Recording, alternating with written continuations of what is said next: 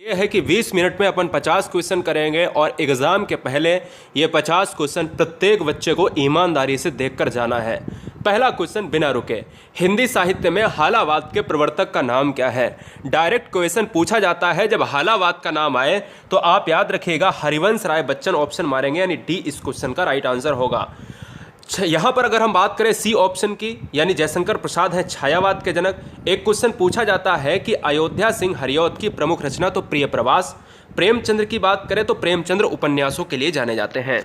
अगला question number next कह रहा है भारत का शेक्सपियर किसे कहा जाता है? जब क्वेश्चन में भारत का शेक्सपियर पूछा जाए तो वहां पर कालिदास मारिएगा। Option number D is right answer हो जाएगा। क्या हो जाएगा? कालिदास हो जाएगा। नेक्स्ट, हिंदी के प्रथम कवि कौन है? अब देखो दो क्वेश्चन बनते हैं यहाँ पर। हिंदी के प्रथम कवि कौन हैं? तो दो क्वेश्चन कौन से, एक पहला कवि, दूसरा आदिकाल के प्रमुख कवि। जब क्वेश्चन में आदि कवि पूछे तो स्वयंभू है। जब क्वेश्चन में हिंदी का केवल प्रथम कवि पूछे तो यहाँ पर क्या चले जाएंगे? सिद्ध सरहपा के साथ, ऑप्शन नंबर सी के साथ। जब पूछे कि हिंदी का तोता ए हिंद या तूतीय ए हिंद किसे कहा जाता है? आमिर खुसरो को कहा जाता है। स्वयंभू क्या हो जाएंगे? दिमाग में हमेशा रखना है, आदि कवि कहे जाते हैं। यहाँ पर ऑप्शन सी होगा, बी नहीं होगा। अगला question number next. Question number next आपके स्क्रीन पर क्या है देखिएगा दोस्त। क्वेश्चन नंबर नेक्स्ट कह रहा है कलम का सिपाही किसे कहा जाता है? कलम का सिपाही किसे कहा जाता है? जरा जवाब दीजिएगा। तो दोस्त इस क्वेश्चन का जो राइट आंसर चला जाएगा, क्या इस क्वेश्चन का जो राइट आंसर जाएगा वो प्रेमचंद्र के साथ, ऑप्शन नंबर बी के साथ लॉक हो जाएगा। ठीक है। हजारी प्रसाद द्विवेदी की रचना मैंने बार बार आपको बताई है कि कुटुज होती है। जयशंकर प्रसाद की झरना, कामायनी, इस तरीके से बहुत सारी रचनाएं हैं और निराला को क्रांतिकारी कवि कहा जाता है। अगला क्वेश्चन नंबर 5। क्वेश्चन नंबर 5 दोस्त कह रहा है हिंदी विषय पर प्रथम ज्ञानपीठ पुरस्कार पाने वाले कौन थे? अब ये क्वेश्चन हर बच्चे को आना चाहिए और किस कृति पर मिला है ये भी पता होना चाहिए। देखिएगा इस क्वेश्चन का जो राइट आंसर जाएगा वो सुमित्रा नंदन पंत, यानी ऑप्शन जाएगा डी के साथ। एक और क्वेश्चन पूछा जाता है कि हिंदी का सुकुमार कवि किसे कहा जाता है? सुकुमार कवि किसे कहा जाता है? वो भी कहा जाता है पंत साहब को। एक और क्वेश्चन पूछा जाता है, गलती से पूछ दे अगर, कि किस कृति पर मिला है ज्ञानपीठ पुरस्कार, तो क्या चिदम्बरा मारोगे? आप बताइएगा फटाफट। बिल्कुल। अगला क्वेश्चन, निम्नलिखित में कौन प्रेमचंद्र की एक रचना है? कौन सी है? तो भाई कौन सी नहीं है ये भी हमें पता होना चाहिए, और अगर वो नहीं है तो वो किसकी है ये भी पता होना चाहिए। बिल्कुल अच्छी बात है। तो सबसे पहले जान लेते हैं, आप स्क्रीनशॉट जरूर ले लें। पहली बार आए हैं चैनल को सब्सक्राइब कर लें, क्योंकि रात के 8 बजे देश की सुपरहिट हिंदी चलती है। और दोस्त याद रखिएगा कि हज़ारों बच्चे हर 6 महीने में यहाँ से एग्ज़ाम क्रैक करते हैं, और 8 बजे की हिंदी अगर आपने 5 दिन देख ली तो मुझे नहीं लगता है कि आपके अंदर वो चेंजमेंट पहले था जो अब हो जाने वाला है। ठीक है ना। तो इस बार हाथ से वैकेंसी नहीं निकलनी चाहिए, एग्जाम क्रैक होना चाहिए, कोई बहाना नहीं। नदी के द्वीप किसकी रचना है? तो अज्ञे साहब की रचना है। ठीक है, अज्ञे साहब की रचना है। यामा किसकी रचना है? महादेवी वर्मा की रचना है। ये क्वेश्चन हो गया। पंच परमेश्वर किसकी रचना है? तो प्रेमचंद्र की रचना है। ये क्वेश्चन हो गया। और सन्नाटा किसकी रचना है? भवानी प्रसाद मिश्र की रचना है। भवानी प्रसाद, एक बार स्क्रीनशॉट ले लो फटाफट। आंसर किसके साथ? ऑप्शन जाएगा सी के साथ। अगला क्वेश्चन, संविधान की 8वीं अनुसूची के अनुसार कितनी भाषाओं को राजभाषा के रूप में संवैधानिक मान्यता प्राप्त है? तो हम कहेंगे कि 8वीं अनुसूची में क्या आएगा? तो 8वीं अनुसूची में लैंग्वेज की बात करी जाएगी, और अगर लैंग्वेज आएंगी तो कितनी आएंगी? तो हम कहेंगे 22 भाषाएं आएंगी। ऑप्शन जाएगा भाई ए के साथ। हिंदी गद्य के प्रतिष्ठापक किसे माना जाता है? यानी प्रतिष्ठापक जो है किसे कहा जाता है, किसे माना जाता है? गद्य का। याद रखिए गद्य पद्य दो अलग अलग चीजें हैं। पद्य काव्य में आता है जबकि गद्य लयबद्ध नहीं होता है। क्वेश्चन नंबर 8 का आंसर जाएगा महावीर प्रसाद द्विवेदी। अब यहाँ पर एक और क्वेश्चन बनेगा, एक क्वेश्चन और बनेगा कि हिंदी में जो द्विवेदी युग है वो द्विवेदी युग का नामकरण किनके नाम पर हुआ है? हजारी प्रसाद द्विवेदी के नाम पर या महावीर प्रसाद द्विवेदी के नाम पर? यहाँ पर ऑप्शन जाएगा भाई महावीर प्रसाद द्विवेदी। हिंदी दिवस किस तिथि को मनाया जाता है? लॉक कीजिएगा भाई। बहुत ईमानदारी से देखना है पूरी वीडियो को और ईमानदारी से चैनल को सब्सक्राइब कर लेना, क्योंकि सिलेक्शन भी ईमानदारी से मिलेगा। हिंदी दिवस किस तिथि को मनाया जाता है? तो 14 सितंबर की बात करी जा रही है और एक यहाँ पर दिसंबर है और एक यहाँ पर सितंबर है। अब बताइएगा ऑप्शन नंबर ए होगा या ऑप्शन नंबर सी। अब बहुत सारे बच्चों ने दिसंबर को सितंबर मान लिया है, तो इसलिए इस क्वेश्चन को गलत माना जाएगा। आंसर किसके साथ जाएगा? ऑप्शन नंबर सी के साथ, 9 का सी चला जाएगा। ठीक है, चलेगा। अच्छा, यहाँ पर कोई मुझे ये भी बता दे कि विश्व हिंदी दिवस कब मनाया जाता है? मैं आपको हिंट देता हूँ, जनवरी में मनाया जाता है। महादेवी वर्मा को किस रचना के लिए ज्ञानपीठ पुरस्कार मिला? आंसर क्या होगा? निहार, नीरजा, शांति गीत या फिर यामा। तो यहाँ पर ऑप्शन जाएगा भाई डी के साथ, यामा के लिए यहाँ पर मिला है महादेवी वर्मा को ज्ञानपीठ पुरस्कार। आधुनिक युग की मीरा किसे कहा जाता है? महादेवी वर्मा को। अंधा युग किसकी कृति है? अंधा युग किसकी कृति है? तो इस क्वेश्चन का जो राइट आंसर जाएगा, फटाफट लगाएंगे क्योंकि हमें क्वेश्चन करने हैं 20 मिनट में 50 क्वेश्चन। ठीक है, चलिए। अंधा युग किसकी कृति है? 11 नंबर का आंसर धर्मवीर भारती की कृति है। धर्मवीर भारती की कृति मैंने पहले भी आपको बहुत सारी रचनाएं बताई हैं, जैसे सूरज का सातवां घोड़ा, और हम कहेंगे अंधा युग किसकी रचना है? धर्मवीर भारती की। गीत फरोज के रचनाकार कौन है? बहुत अच्छा क्वेश्चन है, गीत फरोज के रचनाकार कौन है? Question number 12। तो इस क्वेश्चन का राइट आंसर जाएगा मिश्रा जी, यानी भवानी प्रसाद मिश्र के साथ ऑप्शन नंबर डी को लॉक किया जाए। क्वेश्चन नंबर 13, छंद शास्त्र के आदि प्रणेता कौन है? छंद शास्त्र के आदि प्रणेता का नाम क्या है? बिहारी, पिंगल ऋषि, केशव दास, सूरदास। तो इस क्वेश्चन का राइट आंसर किसके साथ जाएगा? छंद शास्त्र के जो प्रणेता माने जाते हैं वो पिंगल ऋषि माने जाते हैं। ऑप्शन जाएगा भाई बी, बी के साथ 13 का बी लॉक हो जाएगा। अगला क्वेश्चन क्या हो जाएगा दोस्त? क्वेश्चन जाएगा 14 नंबर। कृष्णार्जुन युद्ध एक रचना है, कृष्णार्जुन युद्ध एक गद्य की रचना है, यह किसकी रचना है? 14 नंबर को एकदम यहाँ पर पूरे 50 क्वेश्चन जो है इनको एकदम से स्टार बाई स्टार लिख लेना, यानी पॉइंट बना के स्टार बना के लिख लेना। ठीक है, 14 नंबर का जो आंसर जाएगा वो माखनलाल चतुर्वेदी, यानी कृष्णार्जुन के साथ हम माखनलाल चतुर्वेदी को मारेंगे। नहीं, ऑप्शन जाएगा किसके साथ? ए के साथ। याद कैसे करोगे? कृष्ण की बात करें, भगवान कृष्ण क्या खाते थे? माखन खाते थे, तो सिंपल सी बात है माखनलाल चतुर्वेदी। क्वेश्चन नंबर 15, भारतीय संविधान के अनुसार अनुच्छेद में कौन सा ऐसा अनुच्छेद है जहां पर राजभाषा संबंधी प्रावधान उल्लेख है?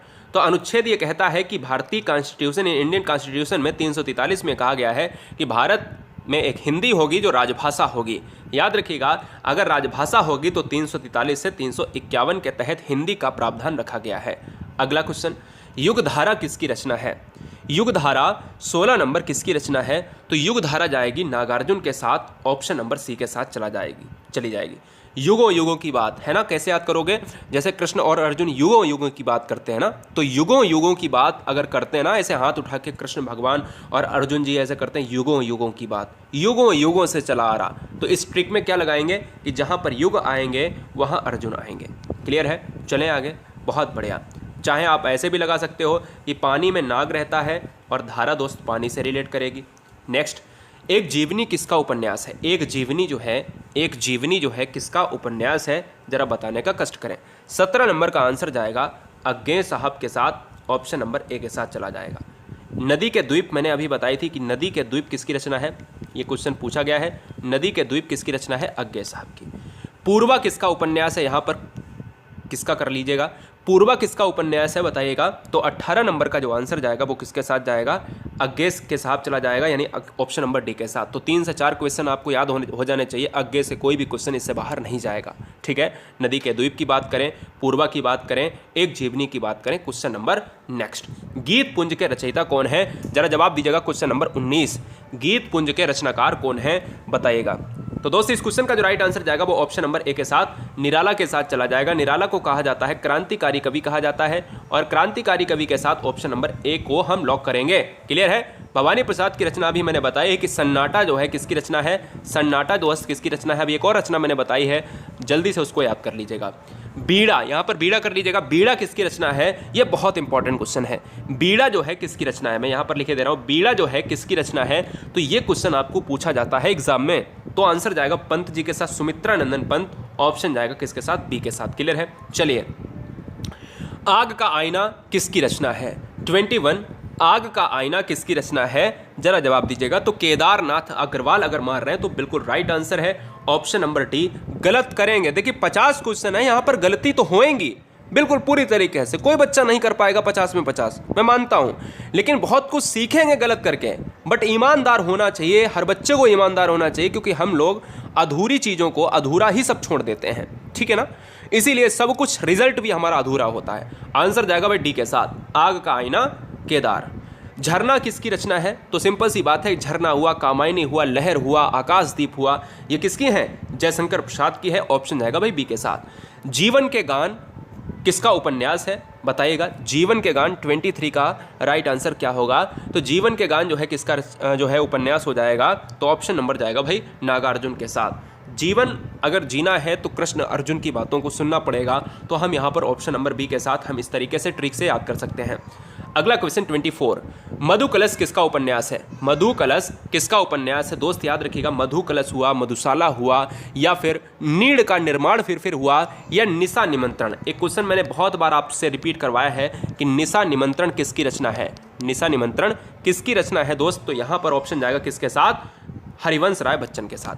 अगला क्वेश्चन, कनुप्रिया, बहुत बार पूछा गया क्वेश्चन है, कनुप्रिया किसकी कृति है? कनुप्रिया किसकी कृति है दोस्त? तो इस क्वेश्चन का जो राइट आंसर जाएगा वो धर्मवीर भारती के साथ, ऑप्शन नंबर बी के साथ लॉक हो जाएगा। 26 देखिएगा, 26 कह रहा है बापू के रचनाकार कौन है? बापू एक रचना है, उसके रचनाकार कौन है?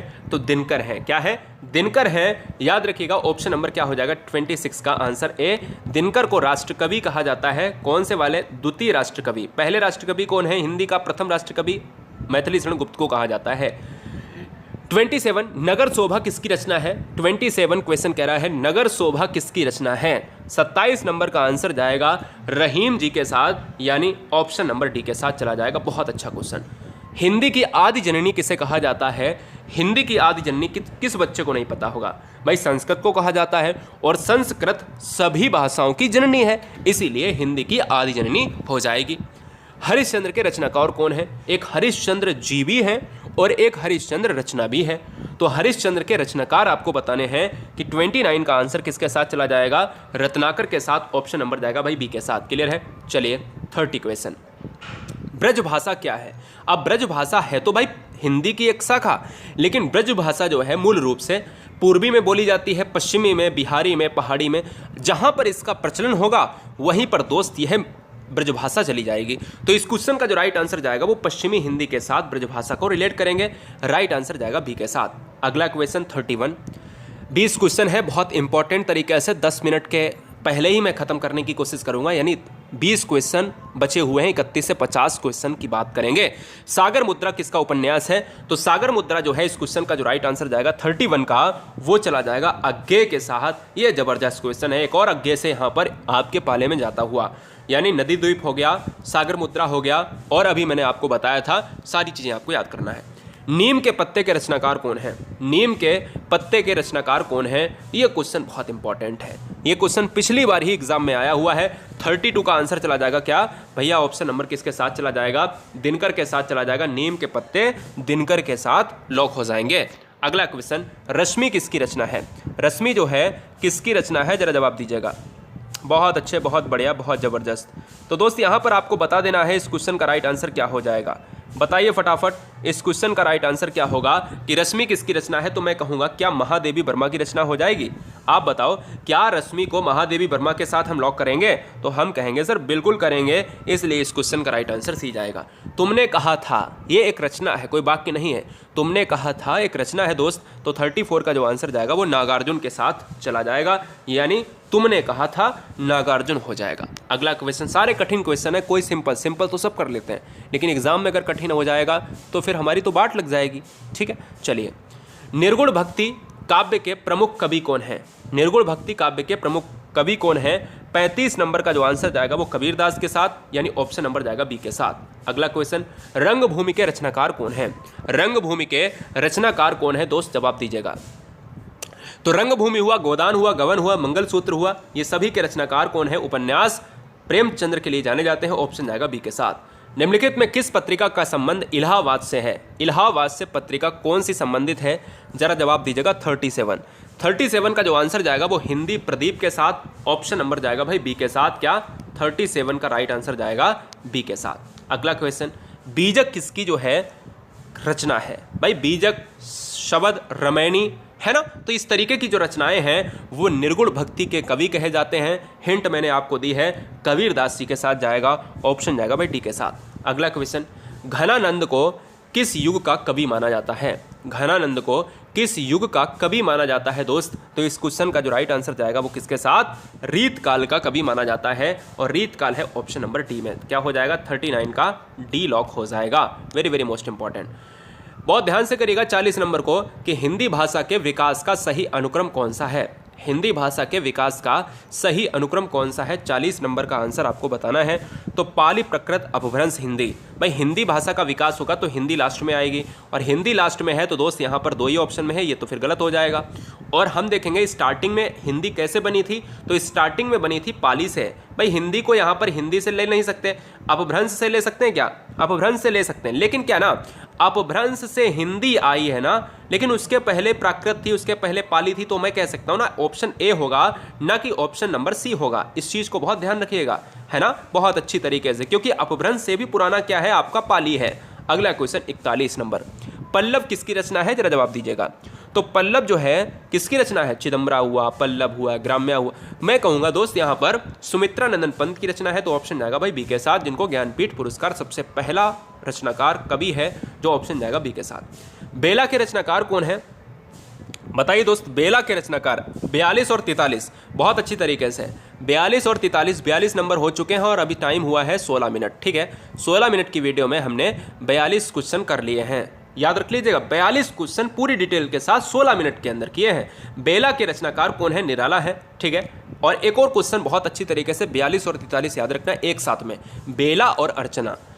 अर्चना का मतलब होता है पूजा, ठीक है ना, इस तरीके से हम रिलेट करते हैं ना, अर्चना, बेला। बेला फूल भी एक बेला होता है, और बेला एक बर्तन भी होता है ना। तो उस चीज़ को याद करो कि जब भगवान जी के पास जाते हो तो बेला और अर्चना का मतलब भाई सिंपल सी बात है, इन सभी को आप एक साथ में रखते हो, और वहाँ पर भी आपको निराला की याद आनी चाहिए। तो इस चीज़ को आप याद रखिएगा कि बेला और अर्चना एक ही कृति को निराला से जोड़ना है, यानी ऑप्शन जाएगा भाई ए के साथ। ठीक है, चलिए 44 नंबर, मगही किस उपभाषा की बोली है? यानी मगही कहाँ पर बोली जाती है? तो मगही को मागधी कहा जाता है, और मगही मागधी ये बिहार मगध राज्य से संबंधित है, ऑप्शन जाएगा भाई डी के साथ।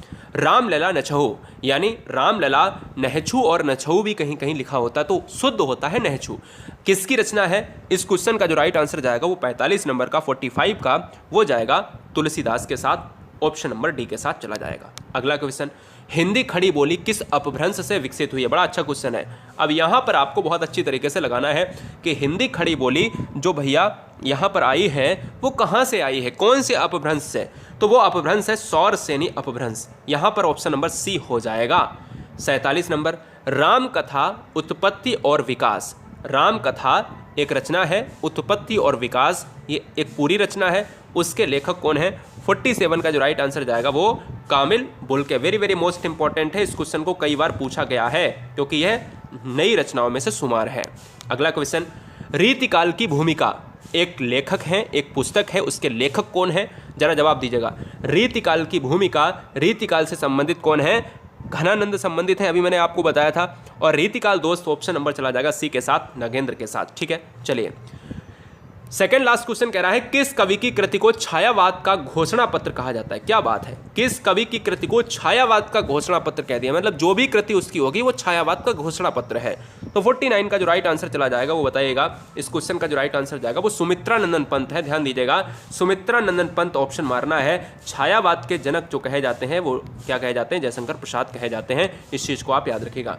प्रयोगवाद के प्रवर्तक का नाम क्या है? प्रयोगवाद के प्रवर्तक का नाम है दोस्त यहाँ पर अज्ञेय है, और इसलिए इस क्वेश्चन का राइट आंसर जाएगा बी के साथ। हमने समय भी नहीं लिया है 20 मिनट, आप देख सकते हो समय क्या हुआ है। समय